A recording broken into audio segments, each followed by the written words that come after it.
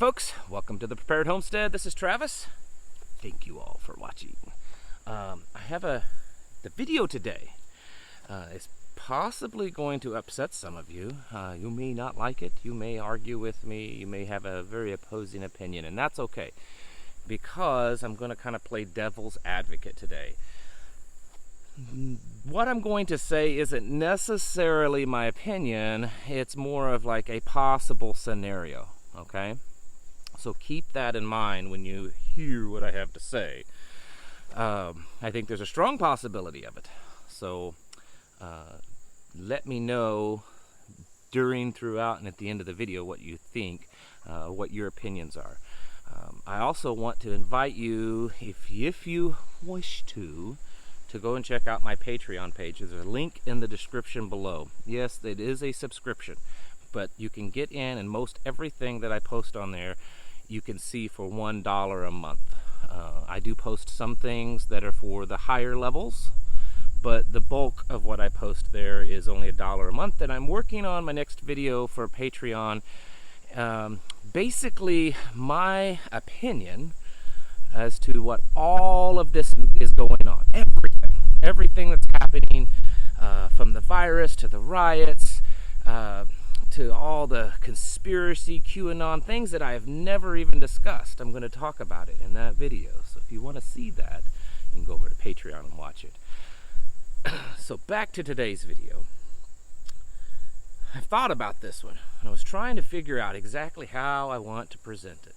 And so I might have to stumble through it because haven't quite come up with exactly how I want to present it. I know what I want to say.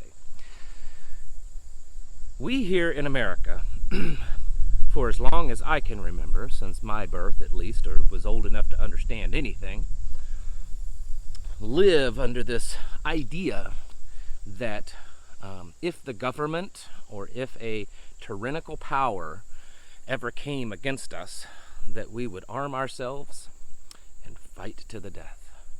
That if they came knocking at my door to take my guns, it would be a firefight and it would be to the death. And while they may win, I'm going to take a few of them down with me. You've heard those kinds of things. Even Charlton Heston of the NRA once made a very famous and well-known statement of, "From my cold dead hands, you can take this from my cold dead hands."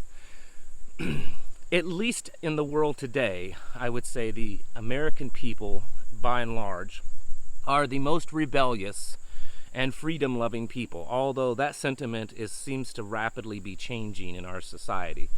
Much more pacifist, much more just weak people that seem to just roll over for whatever the government says to do or whatever the popular thing is to do. But I do believe that there's still a lot of Americans, and I'm not sure if it's a majority anymore. I want to believe it is, but at least a lot, that still say that they have that Patrick Henry, that founding father's spirit that's, willing to go out and refresh the tree of liberty. And that's been talked about a lot lately. Everything from the masking ordinances and mandates to people rioting in the streets to standing up against tyranny here at home and abroad and all this kind of stuff. But would that really happen? Hopefully the wind here is not messing up my microphone. I'm going to pause for a second. A lot of people can complain about this microphone. I did buy a brand new, really nice microphone, and I'm having issues with it. So if they don't replace it, I'm going to have to buy another one. So I apologize for some of the weird noises coming through, but it is a nice microphone. Anyways, back to the video.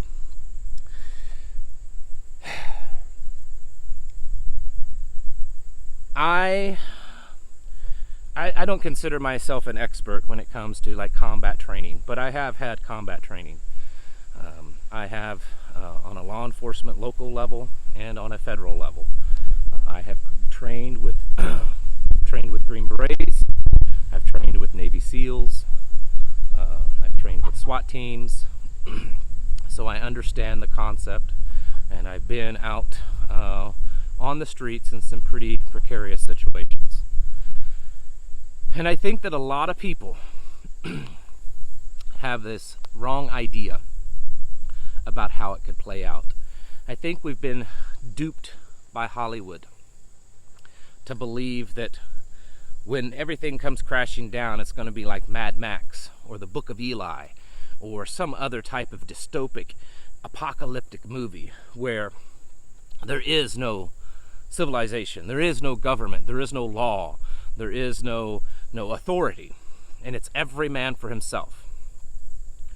Or as that government and as that law starts crumbling, it becomes very weak, and we fight against it. And while that is possible a scenario,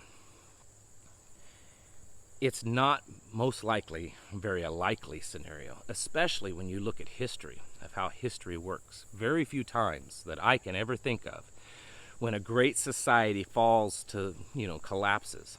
It never really collapses to the point that it's absolute anarchy and it's every man for himself. There is always some authority there to take up the void. There's always some greater force to come in and take it up. Look at Venezuela in the last few years, as they have basically collapsed. Their whole society's collapsed. People are starving in the streets. Absolute total tyranny in Venezuela. But is there still authority and law and order there? There's still government. They still have guns and troops, and they're going around and they're enforcing their will. I understand they disarmed Venezuelans several years ago, so they don't really have a means to fight back. But the point that I'm trying to get at is, while we may say that we would do that, when push comes to shove and they're standing at your door and they're demanding that you hand over your firearms, or they're demanding that you and your family take a shot in the arm, and they're threatening to remove your children, because that's actually happening. There are some cases in Oklahoma, and I believe in Minnesota, where people have been diagnosed positive with the virus, and they've actually removed children from the home, separated them temporarily to not spread the virus. They've passed laws in California to do that. They're actively doing that in parts of Australia. And so when a force comes at you with overwhelming might, which is exactly what they are, we're not talking, the American people have never stood against that. 250 years ago, we stood against the greatest military might at that time, the British Empire. But while they were more trained and more well-armed, they had basically the same weaponry and the same technology as the colonists did that were rebelling against them. Today, it's not a level playing field. No matter how many small arms you may own, it is nothing in compared to the technology, the firepower, the might, and the force that they have that they could bring down upon you. And so when they're standing there threatening that if you resist them, you lose your children on top of your life, will you still stand your ground? And I know there's a lot of people on YouTube. Well, I'll just go down fighting. And maybe you will. But it's never been tested yet. And I'm not disparaging you, and I'm not calling you names, or not saying that you're not capable or you're not strong enough to fight. But that may not be our best plan. And I know that there's a lot of people that's pretty much their plan. They're gonna fight to the death, and knowing that they're probably not gonna make it. And maybe you're willing to die. Most of us men have already thought that out, and we know what we're willing to do. But what about the people you leave behind? Because we live in a whole different kind of world than it was 250 years ago. The things that they will do to the ones you leave behind are way worse than you taking a bullet. So it brings me to this question, this idea. Is it realistic to even think like that? Should we have an alternative plan? Should there be a better plan in place? And remember, I'm playing devil's advocate here, and I'm not saying this is necessarily my opinion and idea. I'm just presenting a thought to kind of play around with. we may be living in a time period, depending on how things play out, that our best option is to resist just enough for a long enough period of time until they lose interest and the taste for their dominance and control has lost their mouth. I don't know if that's coming across exactly how I wanted to say it, but they have this drive, this hunger to conquer and to rule over us. And if we resist enough and we stand our ground just enough to not push it to a level of an all-out war, but enough to let them know that they're just never going to be able to conquer us, would it be enough for them to finally just say, you know what, we can't defeat them? Think of communist Russia. And while I understand that's not exactly how communism ended in Russia, it was definitely a factor into that. There was a study done, and the name of the study slips my mind, but there was a study done, I believe back in the 90s, on the fall of Russia. And they found that there were, among the many things that contributed to communism collapsing in Russia, that one of the things that played a big part was some of the Eastern Bloc European countries, at least communities within those countries, that people just stopped acknowledging that there was a government power over them, a communist government power. Some communities started developing their own currency, kind of policing their own communities, and just as a whole, not really acknowledging the authority that the communist regime had over them. And in this study, they felt that played actually quite a large part in the communist power realizing that they really didn't have the power that they thought they did over the people. And I wonder if a scenario like that could work, and it could play a big factor in if things became very tyrannical here in the United States. Because I get a lot of people asking, well, what are we supposed to do? Like, what are we, and I've watched videos, I see other people talking about it, and they talk just like me. We got to stand our ground, we got to stand up, we got to stop this, we got to stand against it. Well, what does that mean? Does that mean we just talk about it like we do online and be digital warriors? I mean, I don't know that that's really going to be very effective. Do we go out in the street and we wave banners and protest? Do we drive in our cars with candidates' names, plastered all over it, or in a boat parade? Do we go out and we engage the protesters and the rioters? What do we do? Engaging in a military style or guerrilla style conflict is probably the very last thing you want to do. Because until it comes to a point to where the power of the globalist regime starts to crumble, it's going to be a failure. And it's not like it was 250 years ago, where we were fighting the British, and pretty much the British alone. You see, America is still kind of the glue that's holding everything together on this planet. And they don't have to take out all these other countries. They know they only have to take out one, us. And if they take us out, the rest of the planet that might want to resist global domination would know, if they can take out the Americans, what can they do to us? So that being said, if we go and resist, we're not just resisting state governments. We're not resisting a tyrannical government here in the United States. We're resisting global tyranny, which is quite powerful and quite large. And while I'm not trying to disparage and discourage you from actually resisting, I think we should think about the things that we say and that we do. There's a lot of claims being made online right now with all this stuff going on.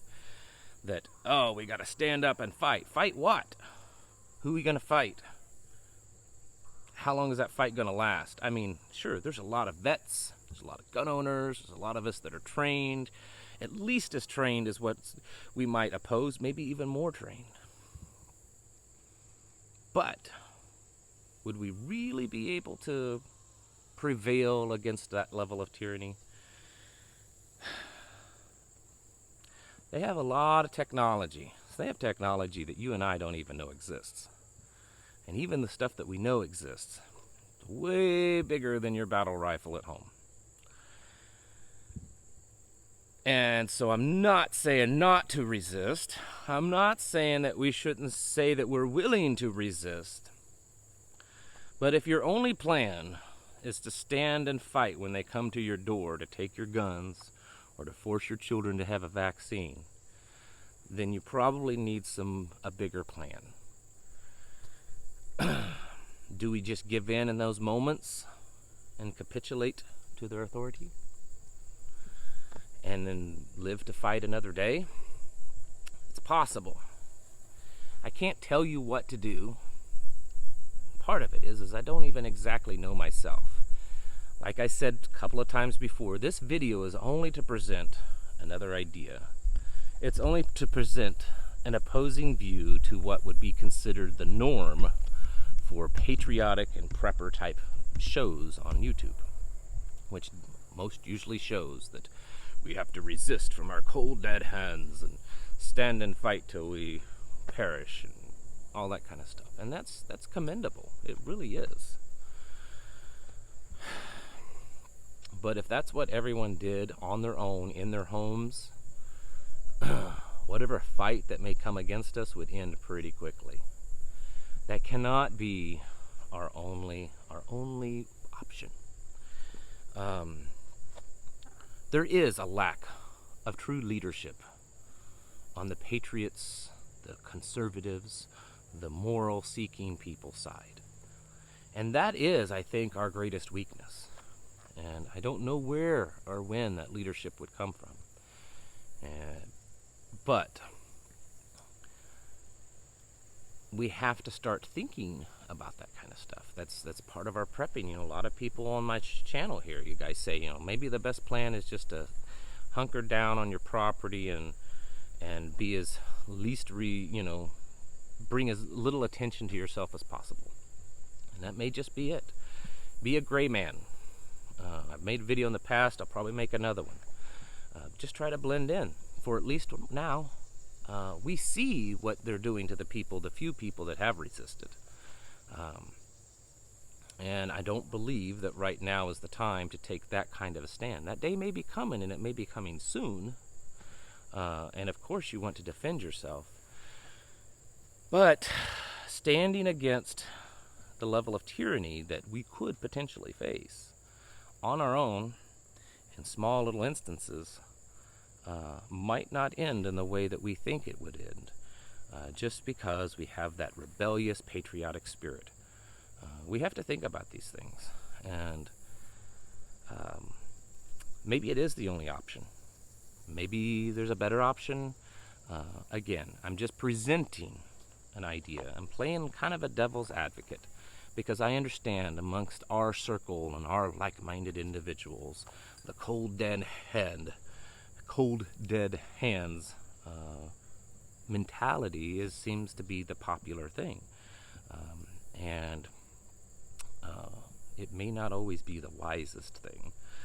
All right, folks, bring on the hate mail. I'm kind of expecting it, but I'd love to get some debate going on this thought, because in the end, whatever we face when it comes to all of this tyranny and global domination and stuff, we can't just do it willy-nilly on the fly by ourselves individually,